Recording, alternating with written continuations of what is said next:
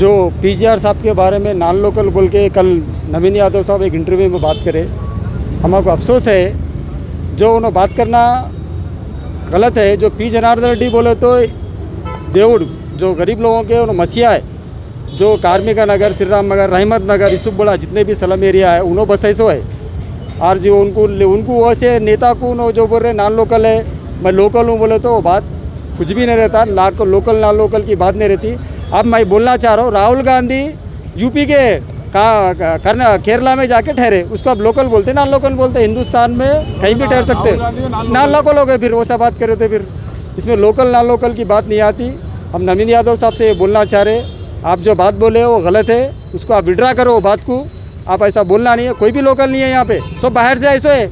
हैदराबाद बोले तो सब हैदराबादी कोई भी नहीं है, सब बाहर से ऐसो गंज से है, कर्नाटक से है, कोई महाराष्ट्र से है, कोई राजस्थान से है, कोई संगारेड्डी से है, सब गाँव से आके यहाँ बसे सो हैदराबाद में।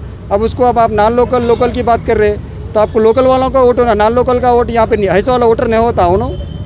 मैं ये नवीन साहब को बोलना चाह रहा हूँ, आप जो बात बोले उसको विड्रा करो, और आप ये बात बोले सो उसको आप सॉरी एक्सक्यूज़ करो, सारी बोलना बोल के मैं बोलना चाह रहा हूँ।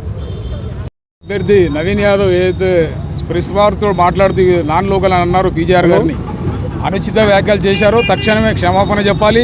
పీజేఆర్ గారి అభిమానులు తెలంగాణలో దేశంలో ఉన్నారు, ఆ విధంగా బాధ్యతారహితంగా మాట్లాడడం మాకు ఆక్షేపణీయం.